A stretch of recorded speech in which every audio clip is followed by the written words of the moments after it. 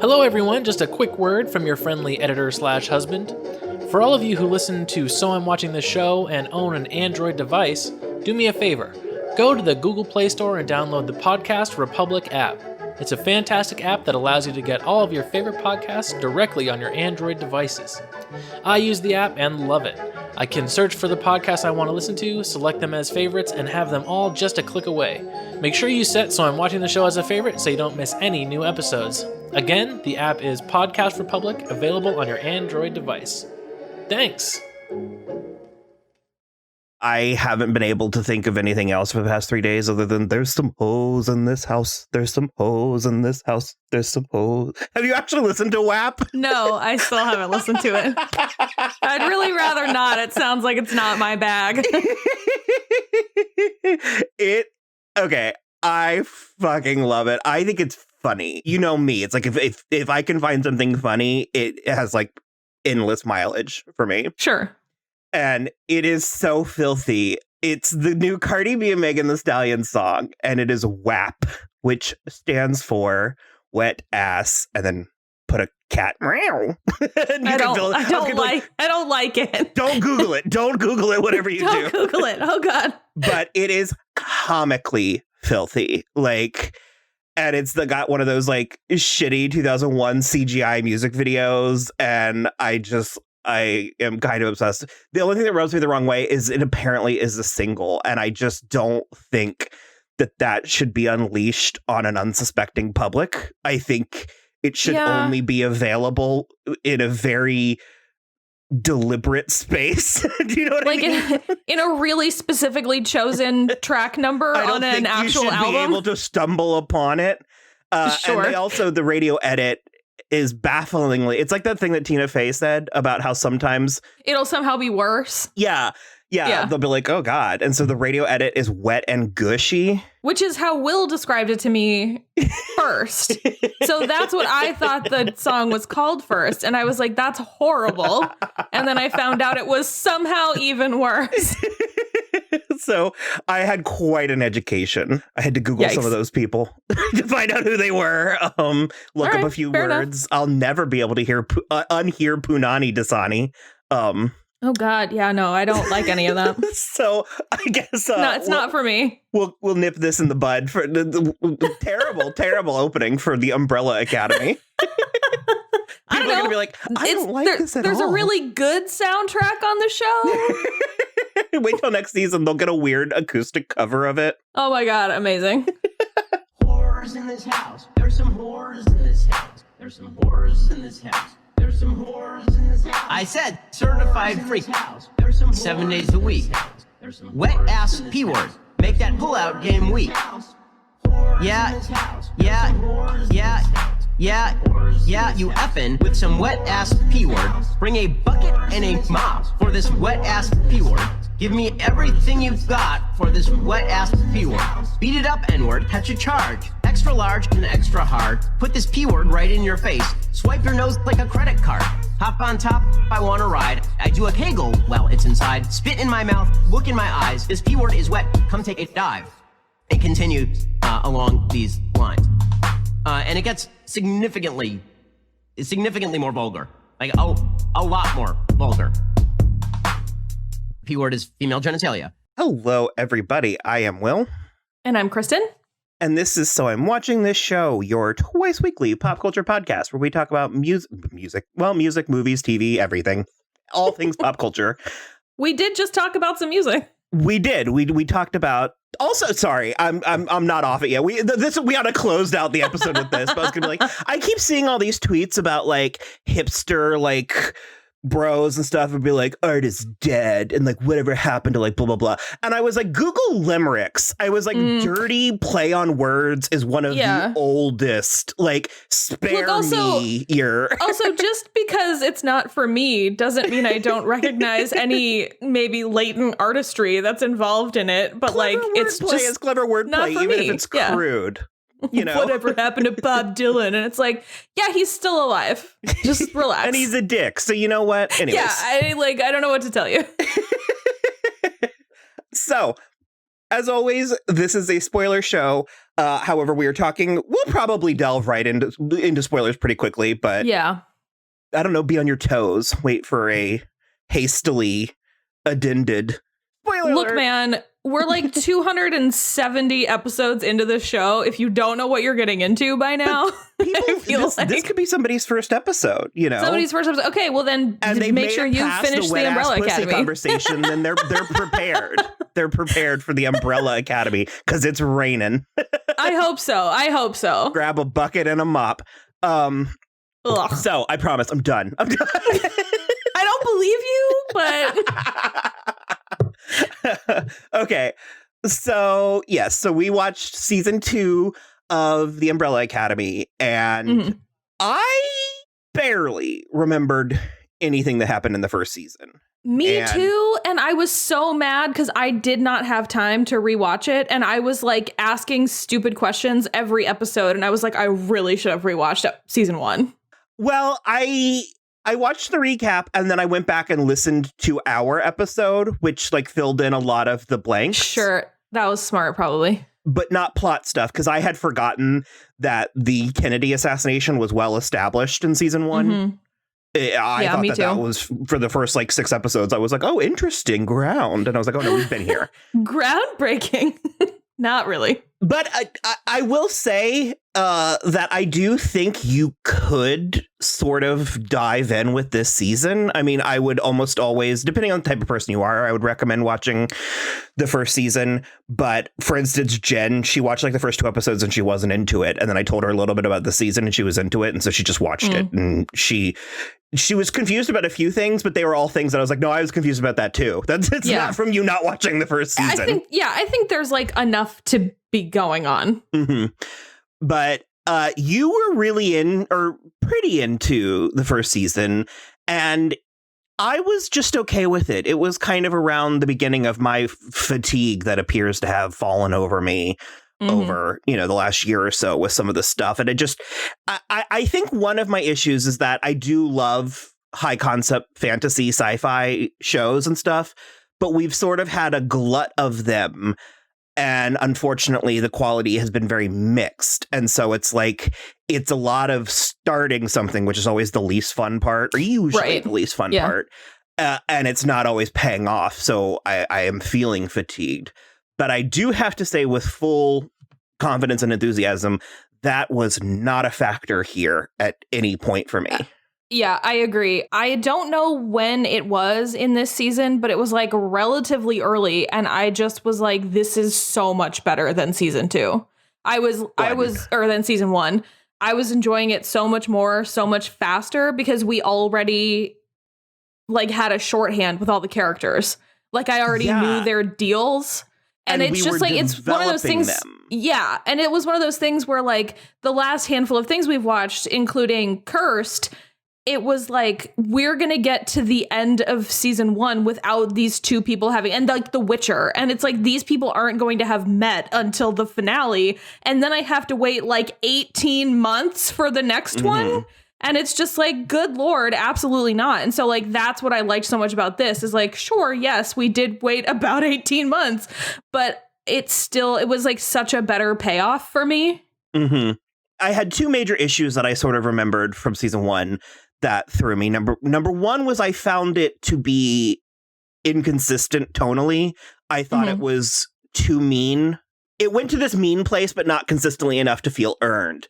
And while that did factor into season 2, it wasn't as much. It felt slightly more grounded. I agree with that. And I feel like all of the characters were like a little softened to the point where I was at least halfway through with this season. And I was like, why are Diego and Luther my favorite characters this season? Because they were still being like snippy and Diego was still being himself. But it all felt like it was coming from more of a place of love than anger, like it was in season 1. And I was just delighted every time we like checked back in with Diego in a way that like I really didn't like him in season 1. Several things happen because also it's like at this point, we know the characters, and they spent a decent chunk of the first 5 episodes separated. And so we were getting to know them individually with these sort of like new people. So kind of like audience surrogates. And I think that might be one of the reasons why you can watch season 2 without having necessarily seen season 1. I can agree with that. Because they're kind of, it's a reason to explain the show to the audience again. But then aside from that, they shuffled them up. So they paired them in different ways than we saw in season 1, like the whole Allison and Klaus and like Luther and Five. And so we kind of got different dynamics and stuff. I also, you're totally right.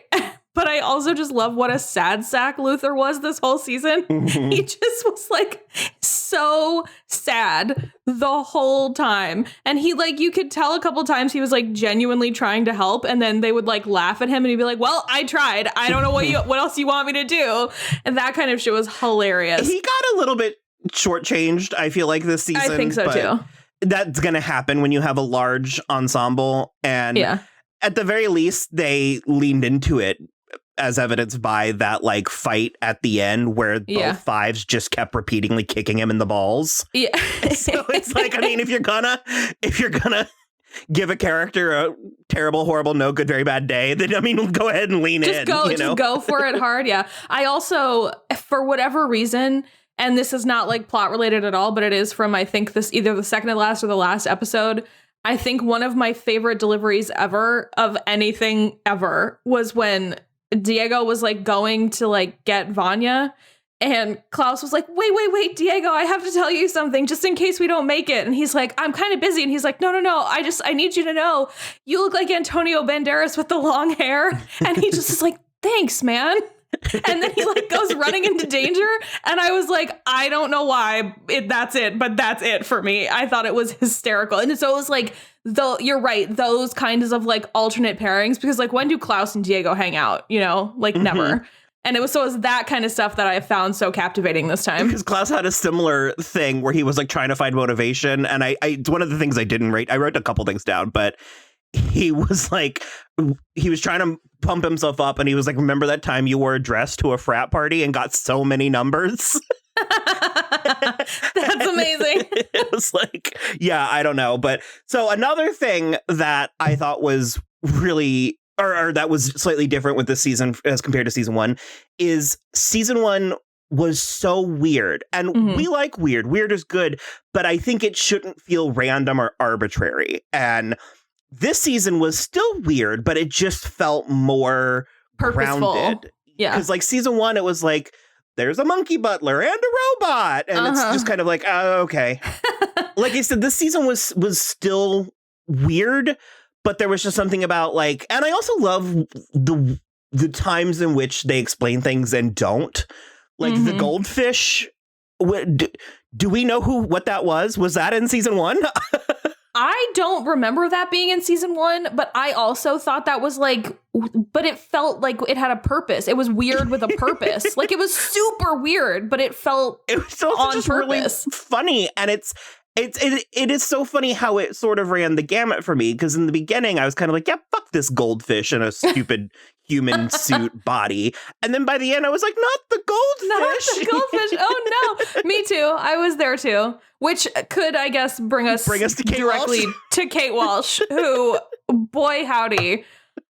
I have always really liked Kate Walsh. Have you? She's been in a lot of stuff that I've seen, even from before I like knew who she was from Grey's Anatomy. But I can't explain how in her wheelhouse this show is.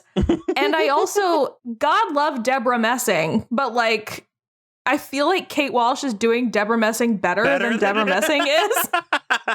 I like, seriously, I don't know. There's like a manic darkness like a to glamour. her. Yeah. It's really, really, and she's so good at it. And like all of the stuff she was doing this season, literally every single one of her outfits, I I was like gasping. And they kept getting better. They kept getting better. I was gasping every time. When she finally was like dressing up for her like coronation or whatever as like a deranged Marie Antoinette, I couldn't handle it.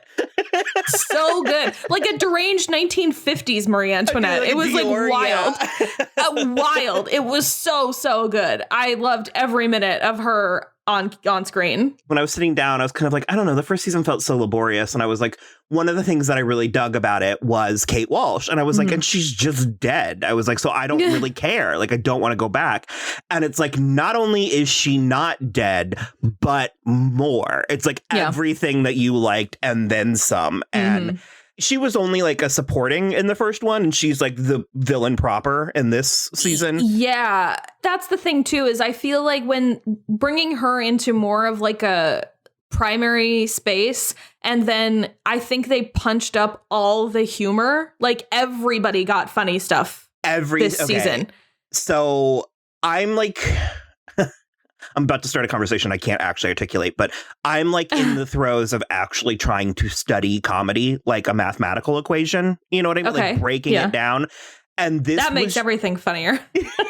Well, this was so funny. I've determined that at its very core, comedy is a subversion of expectations. And they were managing to do it 2 and 3 times. Like, but also it's not one of those, like, say, for instance, something like Happy Endings where it's like that can be so rapid fire that it can numb. You can kind of become desensitized to it.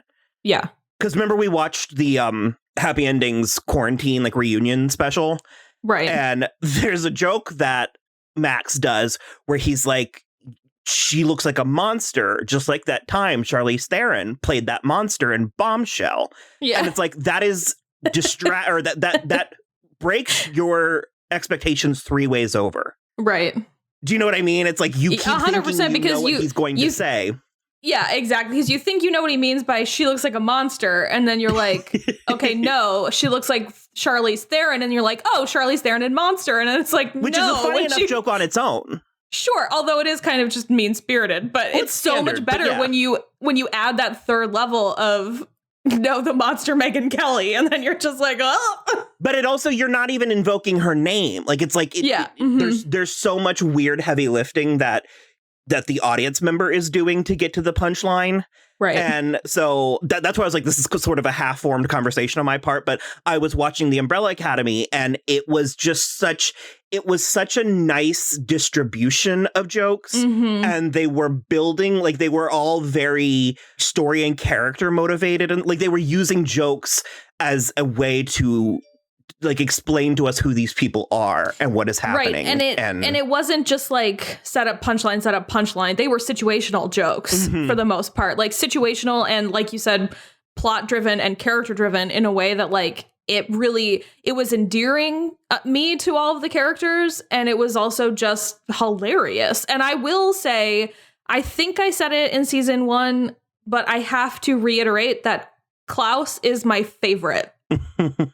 His deliveries are so excellent. He looks like a mix between Lee Pace and someone I can't get a handle on. Everything about his character, it's like, it's weirdly sort of like Jack Sparrow-y, but sadder somehow. Everything about his performance and his character, he's my favorite of the Academy. Yeah. I love how the show actually seems to remember and care about itself, because it's like, yes, we're dealing with time travel, which is always just a total toss-up. And when someone dies and you're dealing with time travel, you're like, well, who knows? This could stick, maybe not, whatever.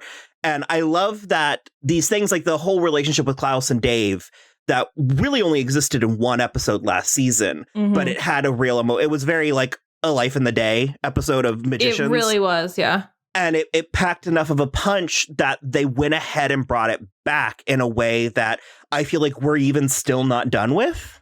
I feel like no. I feel like we can't be, because we then, in the very, spoiler alert, in the very final episode, we see Dave getting on the bus to Marine basic training. So, but that's the last we see of him. We don't actually see him die again, even though, again, spoiler alert, they are all back in 2019 by the end. We don't know what other repercussions they've created. Well, and like, who knows where we'll be traveling to next season, which I think we will get a next season because this has been very popular. It's still #1 on Netflix, and that's like 2 weeks straight. That's good. I hope we do. We got that hard cliffhanger and we finished watching it, and I turned to Will and I was like, oh, I'm like super pumped for this to get canceled. And he was like, why? Just because? And I was like, because Netflix just feels like doing that now, and it ended on a hard cliffhanger. Why else would I? I've learned to not trust them. Yeah. No, I think it will. And apparently, I guess I couldn't find actual numbers, but apparently this season had a lower budget and it didn't feel like it did. I guess it was looked just good. Better dispersed, like better used budget. Especially because Vanya did her thing so many more times. I feel like that's where the money goes. Well, they weren't. I mean, we only had Pogo in the one opening scene. I guess, yeah. But no, just the Dave plot, and I didn't look him up, but that dude, the whole plot and that dude was like engineered in my in my dreams. And this does bring me to one of the issues that I did have with the season still. I had a fine time with it. It was much more agreeable this time, but it did still annoy me that the characters were just frequently stupid for plot reasons. Yeah. I don't know if maybe I've just aged out of certain tropes, but I have no patience for characters who don't understand time travel. Like what it like you can't save Kennedy. I don't know how you don't understand that. And yeah. I agree. To make you like that was okay. So I said I liked Diego a lot more in this season, and that is accurate, but that was the part of Diego that was giving me the hardest time, where I was like, dude, it's Doctor Who rules. You can't go back to certain times and change things. Just accept it. You can't kill baby Hitler. Kennedy has to die. Well, because the thing is, it's like, had he not, like, sometimes dying a hero is what makes these things what they are. Like, exactly. Had he not died, then, I don't know, the Marilyn Monroe affair could have come out and actually destroyed the course of political history. Like, we don't know where we'd end up. And as evidenced by this TV show, there may have been a nuclear annihilation of the whole world. But I do like that at least the show acknowledged that Diego is an idiot canonically, like within the show, he's stupid. Yeah. And so I was okay. I think like every one of the rest of them called him an idiot at some point, including Luther, which I feel like is the important one. If Luther, the other idiot, says that you're an idiot, then I think you're definitely an idiot. Yeah. We love Tom Hopper, but I also just kind of like that Luther is just sort of boring, because that character typically is the like broody hero character. And so I kind of like them leaning into it. They're not quite to this extreme, but they're kind of just Thor Ragnaroking him. A little bit. I'm glancing at my notes. I took very arbitrary notes. I just wrote down things that was funny. And so I don't remember who. I want to say it was Klaus. Who told the fable of the scorpion and the frog? That was Klaus. Klaus was telling Allison, I think. It was the worst retelling of that fable. It was so bad. It's so bad. I was like, the whole point is that the frog knows that the scorpion will... He left that part out where the frog's like, but you'll sting me. And the scorpion is like, no, I won't. We'll both drown. That's ridiculous. And so it's like, when you leave that part out, it's just... Well, he also left out the actual fable part, which is after the scorpion does sting the frog is like, but now why did you do that? Now we'll both drown. The scorpion says, it's in my nature. Uh-huh. That's the whole point. He just basically told a narrative about a scorpion killing a frog. Yeah. And it was just like, for no reason. Like, I don't even think they made it into the water in the one that Klaus. They did. Like, he stung him. And he was just like, ta-da. And she was like, that doesn't make any sense. I love that kind of stuff. I wrote a list down towards the beginning of characters that I was like, if anything happens to Ray, Lila, Elliot, Sissy, or Dave, I'm going to riot. Yeah. So, as you mentioned, we are in proper spoiler territory now. The one that bugs me the most is Elliot. Well, he's the only one who actually died. Yeah, and it was just... It's the thing that I complain about, where it was like, it's just so mean. No good. Well, it's also no good deed goes unpunished. He was there and he was helping them. And then he just got like extremely murdered by the Swedes. And that was like not cool. So. Yeah, with dental equipment. Yeah. And that's... really, really badly murdered. I was not a fan. I mean, they had the eye for an eye plot that came out of it. But it's like, I mean, we knew the Swedes were bad when they cut that lady's head off and put it in the freezer. Of course, but she was an inconsequential cat lady. So it's like, I understand the need for stakes, I guess. But at the same time, I like Kevin Rankin. Because they didn't mention him again. You know what? I guess, well, Lila did. Lila was concerned, but no, I guess it was Diego and Lila was betraying him. So never mind. But yeah. If we get a season 3, I feel like we're going to see him again because it feels open-ended as of now, considering that he's dead. I agree. It's because they didn't actually put like a button on it. Well, he was a developed character. He was too much of a character. He was in it for 6 episodes and then he was just dead. And it was like, oh, okay. I don't know. Maybe I'm just like influenced because we watch Claws and he's on Claws. Well, that was my thing, is I was like, you can't kill Bryce. What's your problem? I did keep calling him Bryce. Awful. And then he was just like hard dead, and I was really disappointed. I did, however, really enjoy that set for like this season's like gathering place. It was very good. It was neat. Well, the whole thing, I almost messaged you like 2 or 3 episodes in where I was just like, are you in heaven with all of this like mod mid-century 50s, 60s stuff? I can barely speak about it because it was so perfect. Like all of Allison's like housewife stuff was amazing. All of Klaus's cult leader stuff was amazing. All of Sissy's clothes at the farm were pretty amazing. I was very into the clothes this season. Even Luther had like a James Dean thing kind of going on where he was constantly wearing just like t-shirts. I missed Allison's hair. I was really, I was taking the that blonde, hard at first, but I got there. It grew on me. And 12 seconds later. You mentioned Klaus and the cult stuff. It's hilarious. It's just hilarious. I mean, I couldn't stop laughing every time that stupid bus came around because I just was like, oh, God. And especially how put out about it he was. Like, he created this cult and like, I mean, purely accidentally, but he created this cult and then he was so Destiny's put out Children. by having to run this cult. He was so frustrated by it and trying to leave them constantly. It was hysterical. All of that stuff was funny to me because, he was like, this was like a bad idea immediately. He knew that immediately, but he couldn't get out of it. I kept waiting for the lady. What happened to her? The one that like started it all.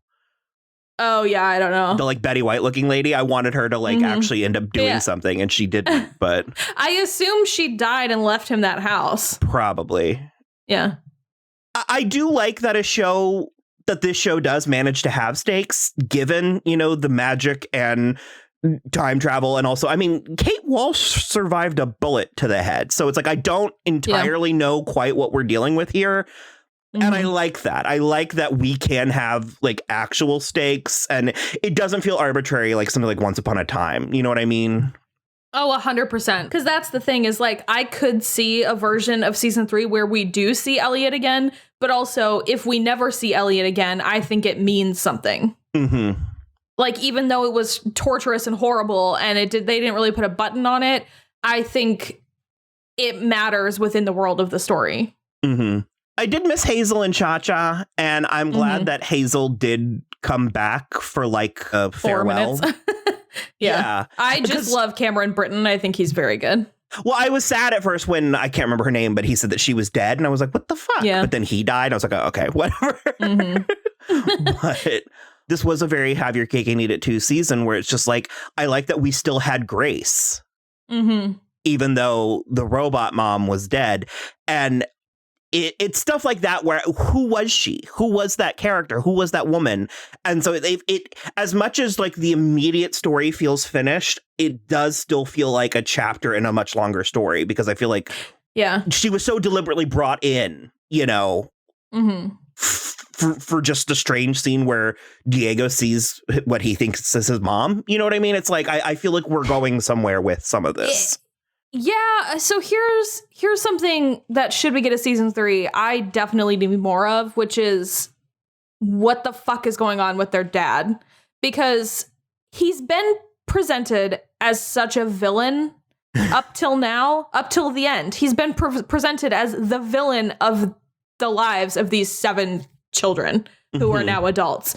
And so he was not involved, nor did he want Kennedy to be assassinated. And all of those other men did it and were like, we did you a favor, essentially.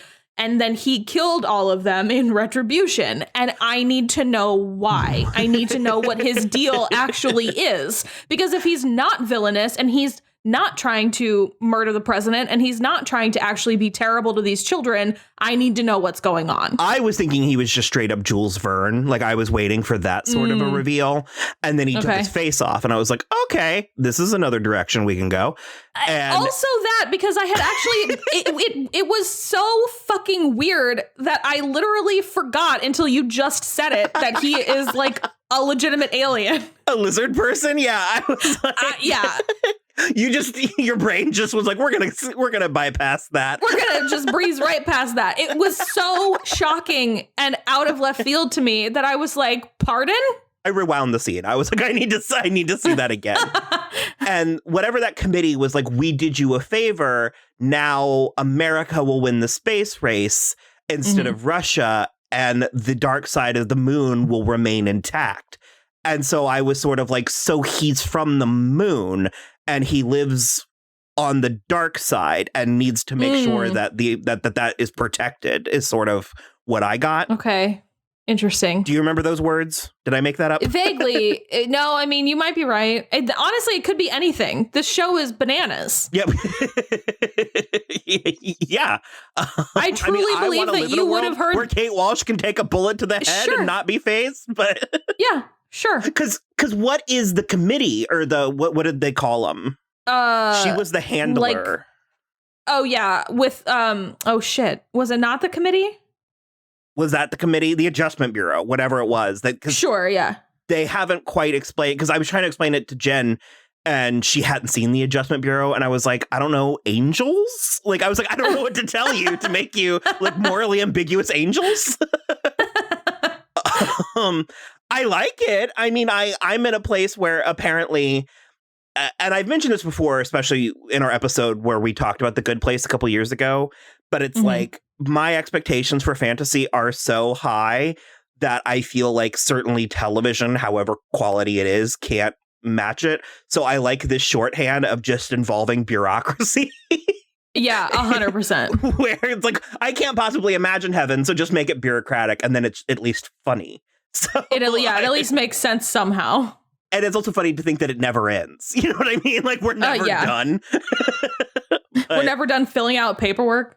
Yeah, so I also feel like we can't be done with Kate Walsh, or is that just because I like her? I can't decide. I want to know how many seasons we're going to go, because if we're going like 3 more seasons, then I absolutely think she should sit out. Like pull a Dennis fucking True Blood. King Edward or something. Oh, sure. Remember he was like in it and then gone for like a season and a half and then came back? Sure. Oh God, I forgot his name. Dennis O'Hare. Yeah. So I feel like if we're going to get a couple more seasons, then she should absolutely sit one out, but I want to see her on my screen again. You know what I mean? Yeah, agreed, for sure. Because also, I mean, just to go back to her for a little bit, I have not really seen her in a lot of things. And I absolutely agree with you that she's a slightly more affable Deborah Messing's pretty affable, but it's like, I don't feel like she's doing anything necessarily challenging, but it's just so amusing. Like, because there was a handful of things she said in this. Oh my God, I wrote one of them down. Oh, was it don't yuck my yum with your bad mood? Yeah. That's not what I was trying to But she did a couple things like that were very good. Or that darling, blood is thicker than water, but you can drown in either. Like that. I love that sort of stuff. And I also love how not in control she was, but that it never phases her. Mm-hmm. Like, I don't know. Yeah. We were talking about something. We could just jump to how much gayer this season was. Sure. That's. I was kind of, because I was even getting it. It really only went with Klaus and Vanya. But there was even a scene with Klaus and Ray in prison where I was like, what's going on here? Yeah, I did want to talk about Ray also because I like that actor a lot. His name is Yusuf Gatewood, and he was on The Originals. And I really liked him a lot because especially by the end, he was like the Bonnie, I guess, because he was a witch. So he was like the Bonnie from the Vampire Diaries where he was like, I've had enough of these fucking vampires. Get away from me. And it worked really well and it was funny. And so I like seeing him pop up in other stuff. Mm-hmm. I just liked him. I mean, we're a little bit engineered to like that character at this point, like predisposed to. Mm-hmm. Well, he's also super hot. I was so glad that like nothing bad happened to him. And I mean, he got beat up pretty bad a couple times. But I mean, he's alive. And she wrote that like he letter. Is alive. Yeah. Yeah. Yeah. Nothing bad happened to him. I like but nothing fatal happened to him. Their like courtship was so cute. And I liked Allison in season 1, but I also appreciate what they did with her here. And I like the notion that she, like, I don't know, just shut up and put her head down for a year. Do you know what I mean? Like, especially given what you saw of like the rest of them. Like just immediately going to shit, essentially. And she was like, I'll just find somewhere safe to be and I'll figure out what to do after that. Yeah, and it just like she just plopped into this beauty parlor like a Little Mermaid, you know what I mean? And it just kind of, I don't know, I really liked it. And I do like their power. That's one of the things when I lost my train of thought a couple times ago, as I was going to talk about their powers, because they're very weird. But I like the conflict with her power. And I don't remember that they said this explicitly, but certainly the impression you get is another reason why she doesn't use it, other than it makes life so easy, is because it seems like the more she uses it, that it's like a drug. Like it kind of can make her cruel. Yeah. It's like seductive to her almost. And I think that's really interesting. And I wouldn't hate maybe juggling with that a little bit, because it's like some of them are, I mean, Luther's just strong, right? Well, he's also got the whatever monkey blood or whatever. Oh, right. And then Diego is knives. He can. So, okay.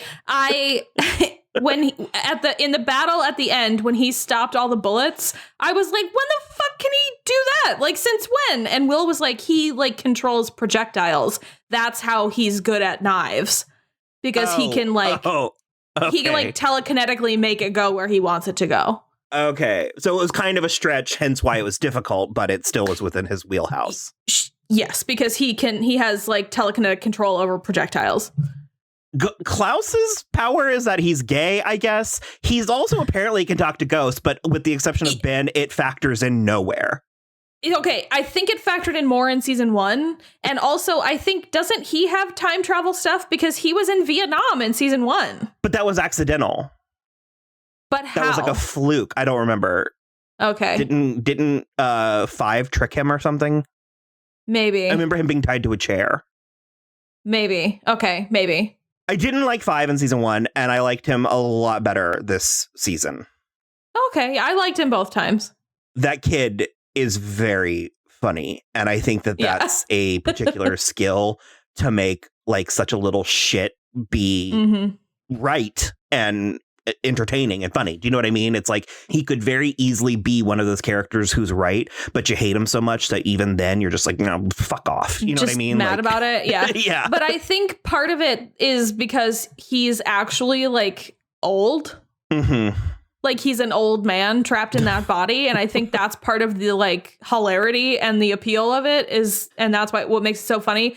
But he also, I think he has that same thing that Jack Dylan Glazer from It has, where he just is like that type of performer. He can be a little shit and you still find it extremely endearing. I also really liked the 7 stages of paradox psychosis. Yeah, very funny. Very funny and silly. And like, you know, it's like, I feel like Gerard Way probably just likes fart jokes, but I think it worked. It's an achievement when you can go so lowbrow and not cheapen the material. No, 100%. I was laughing every time either one of them farted. I thought it was very funny. Well, and he also was just so completely crazed. I think it's that kind of thing where it's like sometimes I think child actors are even better than adult actors because they're not as diluted and jaded by reality. You know what I mean? Well, I think part of it is because kids also care less what people think of them. True, yeah. Although this kid's like 16 now, so he's like right in the midst of like caring a great deal what people think of him. But he's gonna. I think part of it is just like an innocence, like a just I'm gonna do it and it's gonna be fine. Yeah, and I liked that they were all kind of in a different, not necessarily genre, but it's like Klaus's story was very funny, where like Vanya was in the Bridges of Madison County. You know what I mean? She like kind of was, yeah. She really kind of was. And it's just like that's like not a joke. And it's just sort of watching this, I was like, surely they're not meaning for me to get this vibe. And then it's like, oh, they very much are. Yeah, and me too. Because especially this. Awesome. Okay, so this show tricked me like 4 times over because in season 1, when Ellen Page got that boyfriend, I was like, that's weird. And because like I mean, I know she does it a lot in like smaller stuff, but I've like never actually seen her play a lesbian. And I was like, all right, fine. She's got this boyfriend. And then the boyfriend was like full of betrayal. And I was like, okay, whatever. And then they got here and I was like, well, at least she's away from that boyfriend. And then she kept on having these like beautiful scenes with Sissy. And I was like, is she a lesbian in season 2? Like, what is happening? And then and you're right, it did go on for like 3 episodes before they actually like did anything. And I was like, what is happening with this chemistry? And they just had all these longing looks at each other. And I literally couldn't place it. And then finally they did. And I was like, okay, thank God. I don't know. I was just so for it. And like, I also like that there wasn't a shiny button put on it. Like I was just watching that YouTube channel that I like so much called The Take, and they released an episode. They do like video essays, and each essay is about a different trope. And I just watched the episode about bisexual characters, and they were talking about how there are so many movies about bisexual characters that get unfairly or unjustly labeled as gay. For instance, you know, Call Me By Your Name. It's like they both have romances with women in the movie. Yeah. You know what I mean? Like, we literally see Timothée Chalamet have sex with his girlfriend. Like, yeah. Yep. And even Brokeback Mountain and stuff. And they're like, but they just kind of, they write it off as the gay movie and stuff. And they were talking about how we've gotten to a point, and they use Dead to Me as one of the examples. And that is, you know, easily one of the top 5 shows I've seen this year. Dead to Me.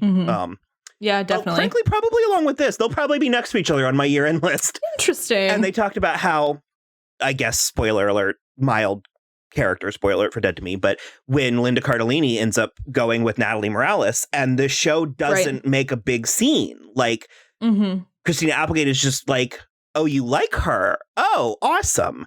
And there's no coming out. Nothing's ever really said. You know what I mean? It just sort of, people just sort of get it. And I don't know. I like that. I think we could use a little more of that. I also think having Sissy being, you know, a mother, like having her be a married woman and not, you know, a silly girl. You know what I mean? It felt very mature. I was very like, It did feel very mature. It felt very, to me, it felt a lot like that movie called Desert Hearts. Did you ever see that one? I'm familiar with it, but no. It's so good. And it felt like that kind of like desperate longing and being in a situation you can't escape from. And it just like when you said Bridges of Madison County, you were not fucking around. That is accurate. It was very good. Well, and even just like the character Carl, like the father or husband, character, he was absolutely a bad guy. And I'm not, upset or crying about it, but it's like I understood his predicament. I did to a point, but he also just was like, come on, Harlan, I'm gonna get you the help you need. And I just was no, that was wrong, but I'm saying I understood. You're and I unbelievable. I thought it was interesting how, because we like to pretend that gay was invented in the 80s, you know what I mean? And it's just like, I like that it was very like, okay, I see what's going on here. And the way it was handled, the way it was tackled, I was very, and even just making her, just assuming she was a Russian spy, because it just, I don't know, made sense. Like, well, her name is Vanya. I get the instinct. Yeah, it was just all so good. I don't remember, honestly. If you're a regular listener, you'll say, yep, cosign. I don't remember the last time I just enjoyed something. Like I just sat down and so thoroughly enjoyed my programs. You know what I mean? My programs. Yeah, I had a fun time watching this. Like it, especially like we just talked about Cursed. That was a slog by the end. I was like not excited to finish it. I didn't care what happened to any of the characters. And in this one, we got to the end and like the Lila stuff was happening. And I was like, I was almost getting angry because I was like, if we don't get an explanation for why she can do all of this stuff all of a sudden, this show has just been ruined for me. And not only did we get an explanation, but it was so much better than I could have ever imagined it was. I got there right before it happened. Yeah, me too. Yeah. Because I was like, they said it was like 49 children. We've only met 7. I was like, right, so exactly. Yeah. It was giving me a Sense 8 thing where I was like, they've got it. This actually has a Sense 8 vibe, to be totally honest. It does a little, yeah. Sillier, but yeah. Mm-hmm. They got a fuck in there too. Did you notice they had one fuck? Did they? Yeah, 5 said it. Oh, okay. But I mean, again, you're cutting people's heads off. You might as well. You might as well say fuck, yeah.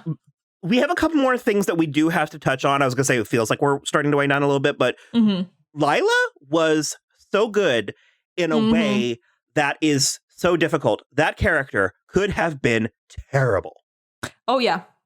So easily. So I guess I have to credit the actress. I mean, obviously the writing was good as well, but those type of characters, especially like female, can very easily get. Yeah, I was trying to think of an example of a bad one.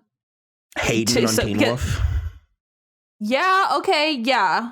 She didn't have like powers though. I was trying to think of like someone with powers. Well, Lila didn't that we knew of for a long time. Well, but she was still sort of like Diego. She was like an assassin. She was sort of like a mix between Diego and Five, where she was like trained. She at least had like the training. And there are definitely characters, none that I can think of, but where like, yeah, it's sort of like that masculinization of a female character where it's like, if you just make her strong and like fighty, then she's like a strong character. Like, yeah. Yeah. But no, she did an excellent job. She really towed the line. And I also found her very charming. And I honestly think part of it is because her hair was disheveled the entire time. That was working against her. I hated her hair, but but I think it was like a nice, like humanizing thing, because she was not as coiffed and she wasn't like a male presentable as the handler.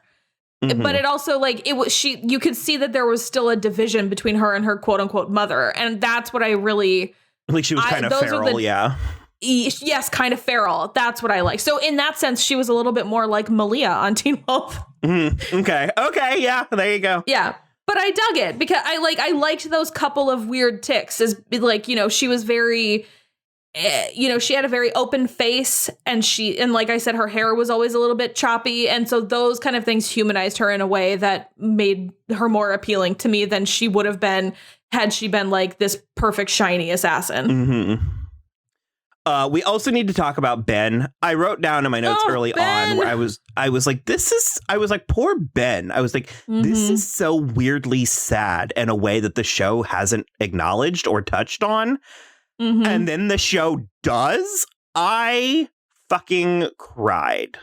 Me too. Okay. Me too. No, I literally, and then I like shouted. I was like, this show is going to make me cry right now. How dare this show? Mm-hmm. When it was so good, though. It was beautiful. Somehow they're coming to the conclusion, like, people are like, Vanya's dangerous. And I'm like, no, stop treating her like a jerk. Like, be nice to Vanya. I know, right? Your behavior is dangerous. Everybody's like, well, it's Tuesday. Vanya must be a bomb. And it's like, maybe if you invited her to family dinner, she'd be fine. If the only tool you give someone is a hammer, then everything becomes a nail. Like, exactly.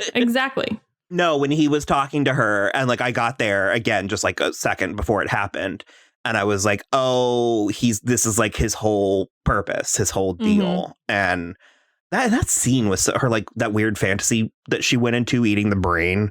Oh my God, yeah, real weird. It was a lot. Not too much, but it was a lot. But and even just oh God, what was it like? I wrote it down, what Klaus said about when Ben had possessed him. And he compared it to, he said it was like sex with one of the lesser Baldwins. You can feel him clattering around in there, but you just don't care. I loved the use of the word clattering. Yeah, I was like, I kind of like covered my mouth. Like, I laughed out loud at that one. I thought that one was excellent. I was like, Steven has got to be good in bed. I'm sorry. Maybe. I'm going with the dummy thing. I feel like you'll get hepatitis, but... Yeah, I was going to say 90s, 1994. But okay. Anyways, yeah, no. If we're talking about 90s Baldwins, it's still Alec all the way. He's, I mean, 90s sure. Alec Baldwin, Hunt for Red October, Which Alec one Baldwin. has blonde hair and a middle part, Kristen? Well, okay, that's all you. It's Hunt for Red October, Alec Baldwin, 100% of the way for me. I also wrote down unharm my wiener, and I don't remember why. I don't either, but that's hilarious. Maybe, I bet Luther said it after they kicked him. No. Oh, it was the Swede. It was when Kate Walsh was in the sauna. Yeah. That was good. That was very good. And then I wrote down, I said, at least David broke that stupid conch shell so we don't have to hear them saying conch the whole season. I hate that. Look, I understand that is phonetically how it looks, but I've never heard it pronounced that way except for on television, like on a television show. And is it a regional thing? I don't know, but I lived in the Caribbean for 18 months when I was a child, and everybody said conch. I was gonna say, well, we're in Florida, so that's a standard appetizer, like conch fritters. Yeah, conch fritters. So, and I've never been like, I want some conch fritters. That sounds horrible. Horrible. I also liked Olga Furloga. Yes, that was really good too. They called that poor woman, and Diego was like railing her on the phone. He just like, we're coming for you. Oh, I straight fucking loved it. I thought this was great. Me too. This was, I might just watch it again, to tell you the truth. I was considering like actually watching it in its entirety again. I might go back to season 1 and see what I forgot, and if it changes some things. So yeah, I'm trying to make sure we covered everything. Yeah, the was it Reginald Hargrave? Yeah. Hargreaves, their father. Yeah. Weird. Wasn't there, I think he's an alien. Didn't we see him as an alien in season 1? Wasn't there a weird scene with the moon? Yeah, I think he lives on the moon. I don't remember anything from season 1, but we 100% saw him as an alien in season 2. No, I think he's from the moon, and I think that there was a weird flashback scene in like the finale of season 1 where they like came to Earth. Okay, interesting. I think, yeah, I'm remembering it right now. Either that or I'm making it up. Or grab a pen, start writing. It'll be our big break.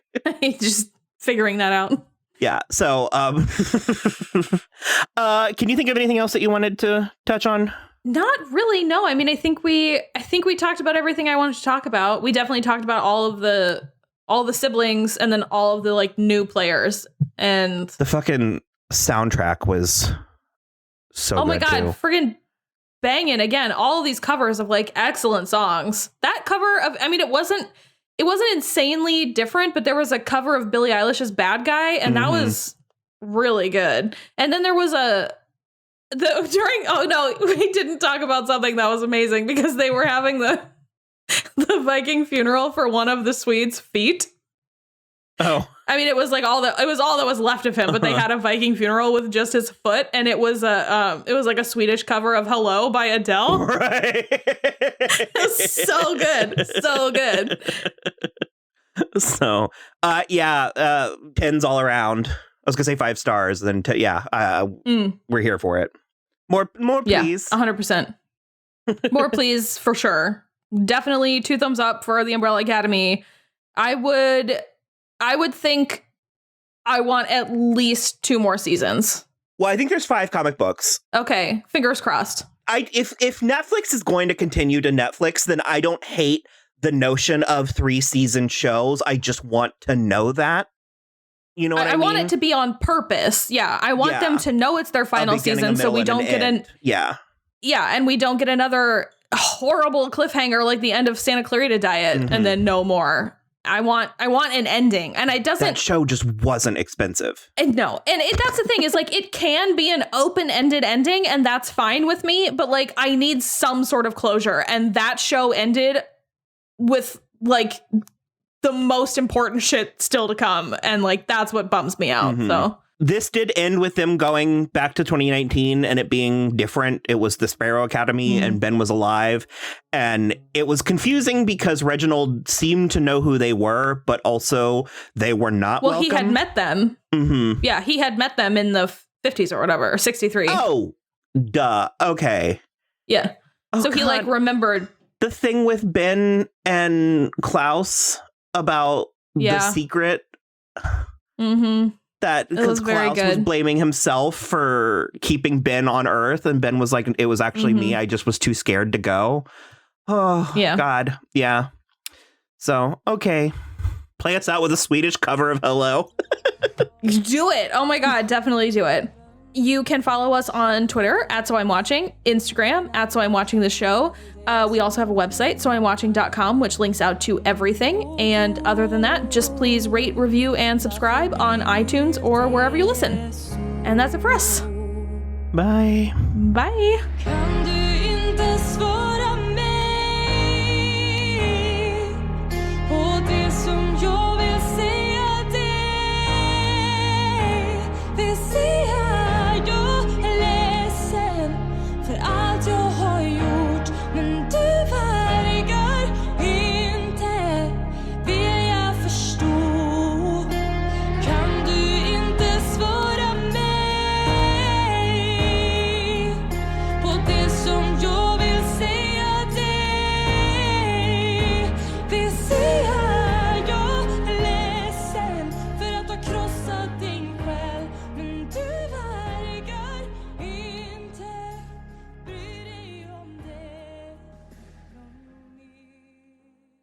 P word is female genitalia.